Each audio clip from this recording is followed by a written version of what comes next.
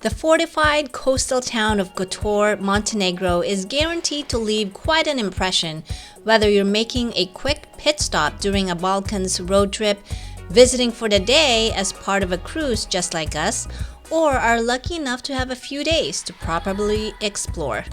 Kotor dates back to the Middle Ages, and its preserved center has earned it a spot on UNESCO's World Heritage Site. With an inviting old town inhabited by just 3,000 people, it seems custom-built for aimless strolling. Though it's sometimes called Little Dubrovnik, that's a stretch. Kotor is low-key and much smaller than its famous neighbor. Yet, visitors find that Kotor is a hard place to tear yourself away from. If you only have a day to visit Kotor, here is a one-day itinerary that you'll want to steal.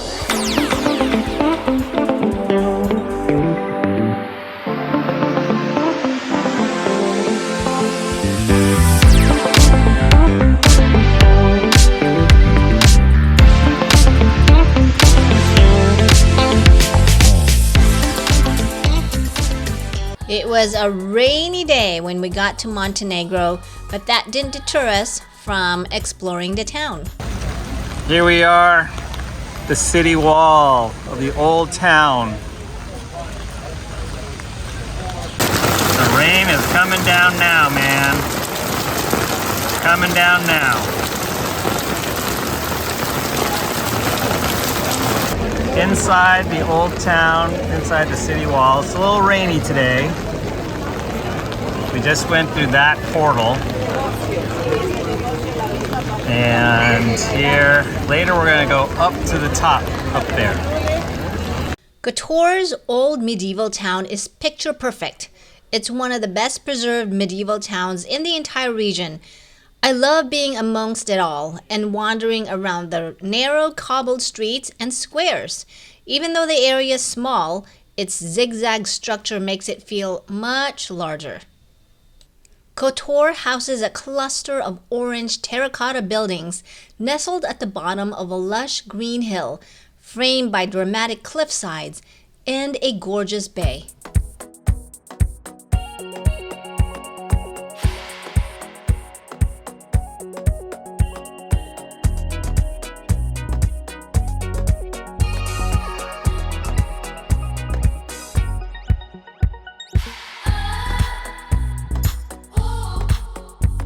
Letting the rain pass, we opted for an early lunch. Some of the most popular Montenegrin dishes are similar to others found in the Balkans, Greece, or even Turkey. Fish and seafood are abundant by the coast, where you can find the freshest fish caught daily by many fishermen. Meat and this bread, and I made a sandwich out of it. Just check it out. Put some onions.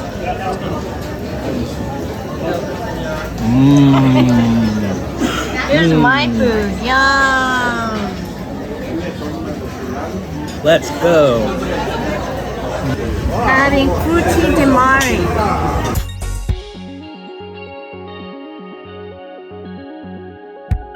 After lunch, and rain still going strong, we still opted to go and hike up the fortress. The imposing castle of San Giovanni, also known as St. John's Fortress, is perched 280 meters above the town. Rain or shine, we are taking the hike up to the fortress of Kotor, Montenegro. It's about 1,355 steps to the top. I was told about an hour, so we are doing it, rain or shine.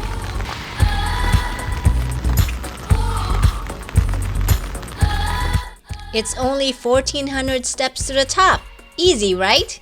While the climb up the most popular Kotor attraction isn't for the faint of heart, it's definitely worth the effort. Give yourself at least 2 hours to and from the fortress. We're here at the Kotor Fortress, hiking our way to the top. And here's the view from this platform.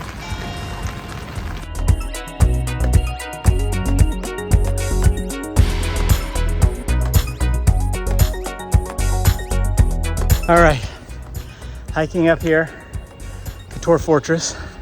Started down there. Look at it, it's pretty cool. and going all the way around, getting up there pretty close. All right, let's go. Over an hour later, or what seemed like eternity because it was both raining but then now sun came out, and almost 1,400 steps, we made it to the top of the fortress in Kotor. Beautiful up here. Actually, it got cool and we're almost to the same height as the clouds. Here we are from the top of the fortress, looking down on all the little tiny people. Once at the summit, we were rewarded with breathtaking views stretching out over miles of coastline. At this time, thanks to Mother Nature, the rain had stopped. St. John's Fortress is considered predominantly a 15th century structure, but the walls were actually built during a huge span between the 9th and 19th centuries, with walls anywhere from 2 to 16 meters high, sprawling for about 5 kilometers. It's an impressive architecture feat alone. Here we go out this door. Da, da, da.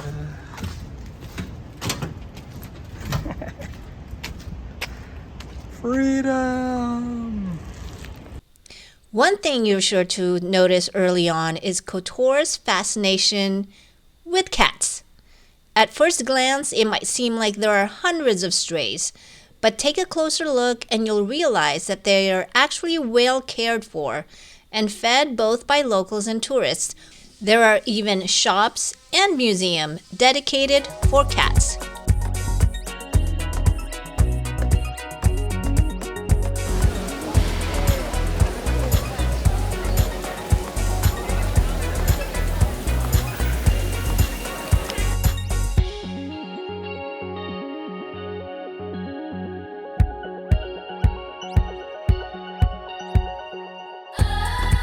With an inviting old town inhabited by just 3,000 people, it seems custom built for aimless strolling.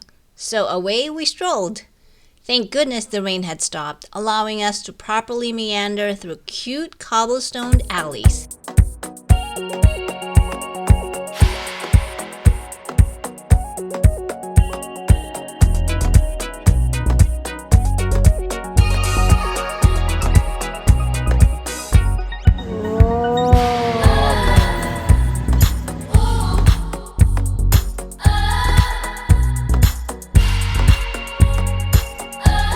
Tucked in a narrow alley was this shop we found refuge during the rain.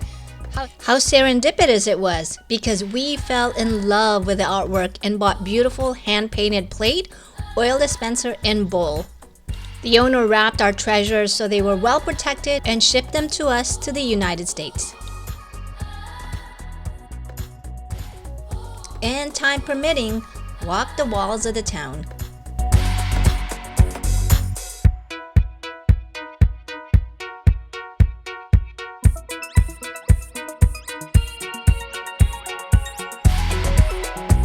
From Kotor, you can take a quick boat ride out to Our Lady of the Rocks, a church situated on a nearby island built to honor the Virgin Mary. The island began as a pile of rocks, and according to the legend, on the 22nd of July, 1452, two fishermen discovered an image of Virgin Mary there. A tiny chapel, aptly named Church of the Lady of the Rocks, was built on the site. The peculiar fact about this island is that it is almost completely man-made. Every 22nd of July at sunset, citizens of Kotor and Peras take their boats and throw rocks into the sea. The custom is known as fascinada. Well, this wraps it up for us for our one-day excursion to Kotor, Montenegro. Hope your travel plans bring you to Montenegro someday. It really is a mini Dubrovnik.